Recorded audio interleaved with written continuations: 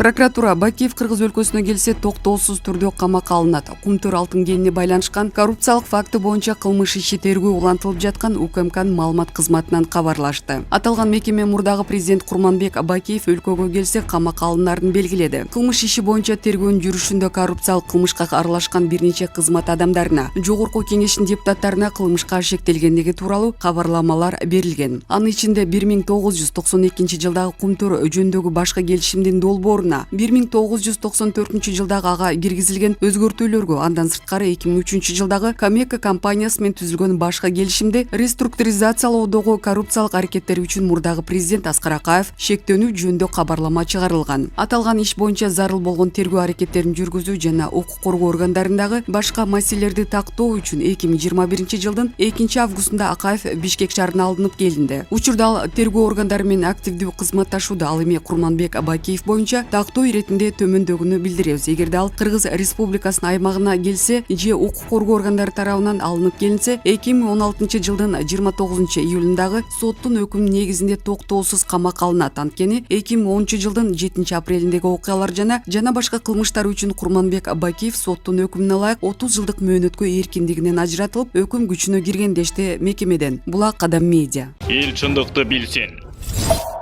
Мамлекет Ак Жол Мээрим жана алардын устаттарына канча акча берет? Тизме. Мээрим Жуманазарованын атасы спортчунун биринчи машыктыруучусу болгондугуна байланыштуу ага 500 000 сом чегерилет. Кечээ шейшембиде Токио Олимпиадасына барган спортчулар ийгилик жаратып, Кыргызстандын куржунуна 2 медаль салып берди. Алгач грек-рим күрөшүнөн Ак Жол Махмудов күмүш байге утса, анын артынан эркин күрөштөн Мээрим Жуманазарова коло медалга ээ болду. 2008 жылдан бери Кыргызстан мындай ийгиликке жете элек болчу. Кыргыз өкмөтү Олимпиададан байге алган спортчуларга жана анын устаттарына ири суммада сый акы берилерин убадалаган. Мындан улам эки балбандын жеңиши үчүн мамлекет канча акча берип сыйларын эсептеп көрдүк. Ак Жол Махмудов 7 миллион сом, башкы машыктыруучу Азат Эркинбаев 2 миллион 100 сом, улук машыктыруучу Улукбек Карачолоков 1 миллион 750 000 сом, жеке машыктыруучу Мейрамбек Ахметов 1 миллион 750 000 сом, биринчи машыктыруучу Жеңиш Сатыбалдиев 700 000 сом, дарыгер Бактыгүл Алишева 700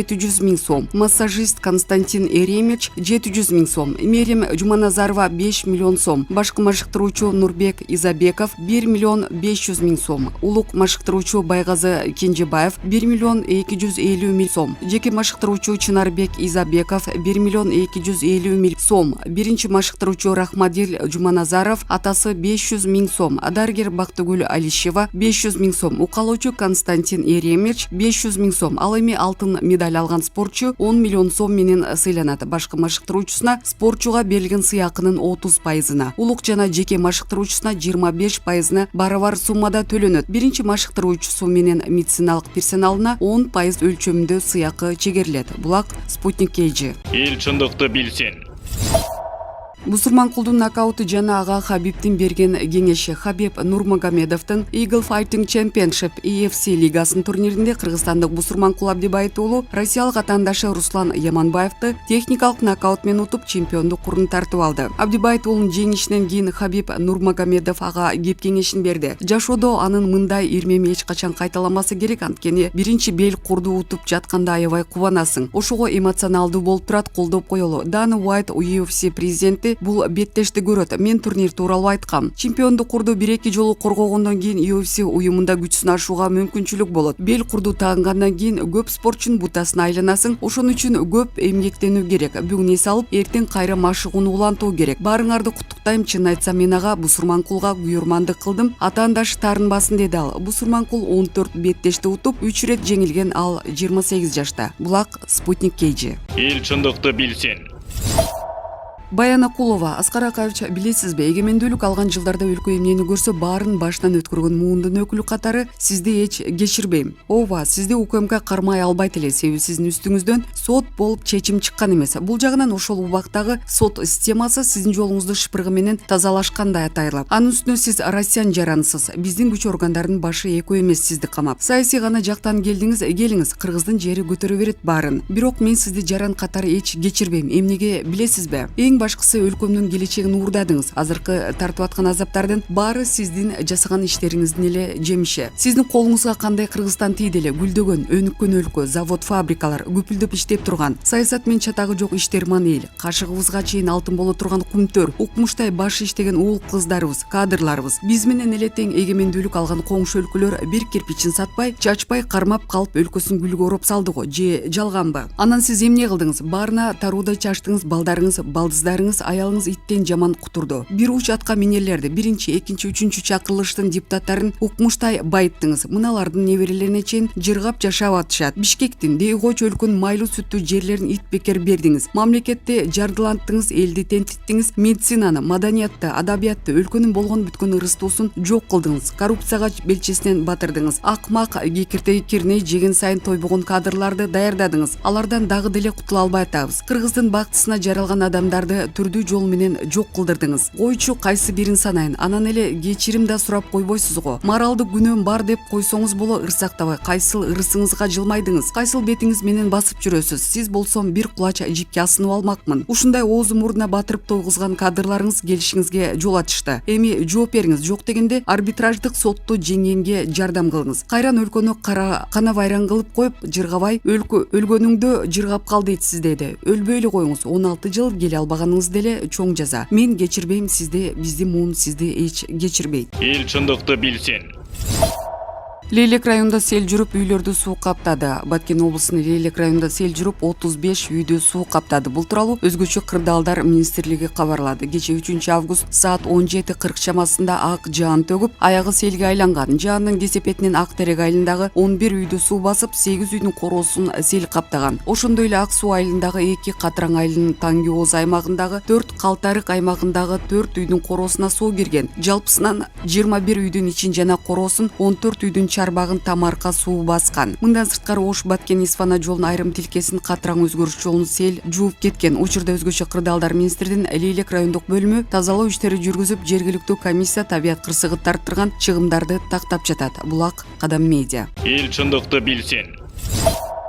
Шамурза Бөрүкулов Акаевдин кечирим сурай турган түрү жок, кечирим сурабаса эмнени кечирмегелеңер байкуштар. Оор мезгилде экономика өлгөн, казына бош, карызыбыз 2,5 миллиард долларды чапчыган маалда өлкө башына келди деп Бакиевди айтыш керек. Бул тууралуу активист Шамурза Бөрүкулов жазып чыкты. Бир карасаң жакшылыкты көрбөй күчтүү адамдарды баалабай жерге киргизе каралаган элбиз. Анан эле бир заматта өзгөрүлүп беришен, боорукер, кечиримдүү адамдарга айланып калабыз. Ушул күндө соц тармакта атсаң эле Акаевди кечиришибиз керек. Ал деген өтө оор мезгилде өлкө башкарды деген ойго келбеген сандырак сөздөрдү айткан белимчилер көбөйдү. Биринчиден, Акаевдин эч кимден кечирим сурай турган түрү жок. Кечирим сурабаса эмнени кечирмегелеңер, жок байкуштар. Сарайга камап баккан сыйырдай болуп жаак эттери салаңдап, бетинин майы сыртына сызыла агып, Акаевдин эрдендеги эле туулган жерде куса болуп сагынган адамдын белгиси көрүнбөйт. Экинчиден, Акаев кайдан жүрүп оор мезгилде өлкө башкарып калды экен? Эмне? Улуу ата мекендик согуштан кийин келдиби өлкө башына? Же болбосо элдин башын бириктирип, жаңы жер өздөштүрүп, суу чыгарып, эл ичинин шамын алып келип, шаар куруп, жаңыдан мамлекет түптөдүбү? Союз мезгилинде орус куруп берген фабрика, заводдор, текстиль комбинаттары иштеп турган. Санына сан жетпеген мал чарбасы, ишсиз адамдын өзүн таап болбогон айыл чарбасы, митинг эмне экенин билбеген, сойсо сатса былк этпеген жоош, маданияттуу элге президент болуп келбеди беле? Кана ушул фабрика, заводдор кайда калды? Жайыттарга батпаган совхоз, колхоздордун мал жандыктары баарын талкалап сатты, талоонго койду. Маданияттуу элди тартипсиз жапайым макулуктарга, ал эми бийлик башындагы эл башкаруучуларды тоюп өлбөгөн жуткуштарга айлантты. Өзү ученый болуп туруп, илим-билим тармагын талкалады. Саны көп, сапаты жок жогорку окуу жайларын көбөйттү. Чоң окуу жайлардын саны боюнча дүйнөдө биринчи орунду ээлегенибиз менен жогорку билимдүү жаштарыбыз мектептин деңгээлиндеги билими менен калып кетти. Андай экен 6 чакырылыштын депутаттары далилдеп коюшту. Өздөрүнүн калыптанбаган мүнөздөрү мектеп класстарында өрчүбөй калып кеткен билимдери менен. Алтыны жок эле, мөңгүлөрдү бузбай, тоолорду томкорбой, жаратылышка кыянаттык кылбай бир жакшына жашап келгенбиз. Кумтөр деген балекетти чыгарып, кыргыз элинин намысы жок, келечекте ойлонбогон, бүгүнкү күн менен жашаган байкуштарга айлантты. Качан акча таркатып митингге чакырат экен деп көчөнү аңдыган жугундукорлордун армиясын түздү. Эл жүгүн көтөрөбүз деп чыккан кыйындар кыргыз элинин улуттук баалуулуктарын чет мамлекеттерге оңой эле сатып жибере турган саткындарга айланышты. Адамдар ичсиз калды. Билимдүү жаштарыбыз, кесипкөй специалисттер чет өлкөлөргө чыгып кетишти. Кыскасы, кыргызды кул кылды. Мигранттардын саны көбөйтүшүнүн натыйжасында үй бүлөлөр ажырашты. жарашты канчалаган үй бүлөнүн жаздыгы кургап калды. Ата-энеси мигрант болуп сыртта жүргөндөрдүн балдары ар кимдин колунда калышып, тарбиясыз тагдыры талкаланган жаштардын саны көбөйдү. Мектептин ремонттору, окуучулардын окуу куралдары, атүгүл балаң окуган класстын замогуна, занавескасына чейин ата-энелер акча төлөп калган. 3 балага бир китеп алдагы лөлүнүн штандай болуп самсалап, жыртылган китептерди окушуп, балдарыбыз окуу куралдары жок калган. 1995-1996 жылдары кадимки эле ачарчылык болуп, эл ачка калып, аябай эле кыйналышты. Спорт, маданият, искусство, койчу бардык тармакты талкалап, элди ишсиз коюп, өзү кумтөрдөн уурдаган алтындарды өлкөдөн чыгарып кетти. Бардык нерсе бар, өндүрүш иштеп турган, жумушсуз адамдын өзү жок, карыз эмне экенин билбеген, өлкөгө келип 15 жылда колуңа илине турган нерсе жок, байкуш бейчара өлкөгө айлантып койгон үчүн кечиребизби? Оор мезгилде экономика өлгөн, казына бош, карызыбыз 2,5 миллиард долларды чапчыган малда өлкө башына келди деп Бакиевди айтыш керек. Башканы айтпай эле койдум, ак нанды Бакиевдин убагында көргөнүңөрдү эсиңерден бат эле чыгарып салган, кайдан чыккан нан тепки акмаксыңар. Акаевдин ошончо кылмыштарын, акмакчылыгын көрүп билип туруп, кече кучак жайып тосуп алгандарды ким десе болот. Ал эми өлкөгө келе элек Бакиев жөнүндө алдын ала эле ыплас аракеттерди жасашып, ар кандай ушак айыңдарды таркатып жаткан Атамбаевчи, Отунбаевчи макоолор ылайым эле Кудайдын жазасын силерди соогойбосун. Кени бузук трайбалисттер эл болбойт экенсиңер деп кошумчалаган ал. Булак Назар Ньюс. Эл чындыкты билсин.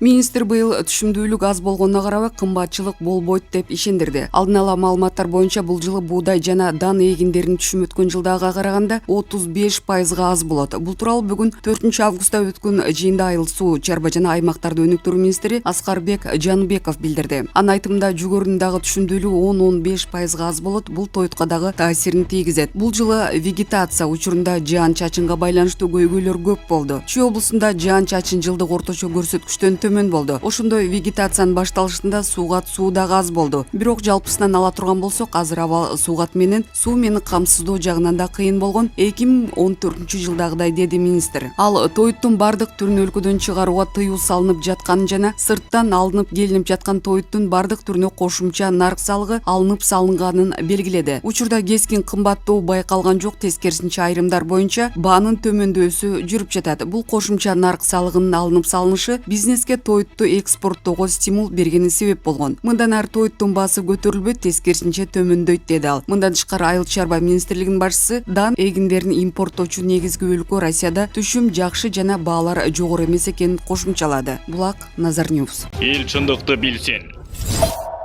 Депутат Бекешев аскер прокуратурасына кумтөрдөгү мөңгүлөр боюнча сурак берип чыкты. Жогорку кеңештин депутаты Дастан Бекешев бүгүн 4 августта аскер прокуратурасына сурак берип чыкты. Бул тууралуу ал Азаттык радиосуна билдирип, тергөөчүгө тил кат жазып бергендиктен сурак тууралуу кенен маалымат бере албасын айтты. Ал суу кодексине мөңгүлөргө байланыштуу суроолорго жооп берип чыккан кыскача билдирди. Андан мурдагы Бекешев Твиттерге аскер прокуратурасына суу кодекси боюнча добуш бергенине байланыштуу суракка чакырылганын жазып, мен бул мыйзамга каршы добуш берсем дагы бул иш саясий эмес, юридикалык деп эсептейм. Депутаттар добуш берген үчүн укуктук жактан жооп бербейт. Аларда моралдык жоопкерчилик болушу зарыл. Мөңгүлөрдү иштетүүгө макул болгондор парламентке шайланбашы керек деп белгилеген. 2017 жылы Жогорку кеңеш суу кодексин өзгөртүү тууралуу мыйзам кабыл алган. Жыйынга катышкан 85 депутаттын 63 ооба, 22 каршы добуш беришкен. Аны менен Кумтөр кэнидеги Давыдов жана Лысый мөңгүлөрүндө тоскоолдуксуз иш жүргүзүүгө жол ачылган. Буга бир катар экологдор, жарандык активисттер каршы чыгып, айылына чөйрөгө олуттуу зыян тээрин айтып чыгышкан. Быйыл май айында Кыргызстан Кумтөрдү иштеткен канадалык инвестор Центера Голдко бир топ экологиялык жана каржылык доосун коюп, ишкананы өзү убактылуу башкарууга алган. Суу кодекси өзгөртүлгөнүнө байланыштуу буга чейин башка да депутаттар суракка чакырылган. Мурдагы биринчи вице-премьер-министр Тайырбек Сарпашев камакка алынып, кийин үй камагына чыгарылган. Булак Азаттык.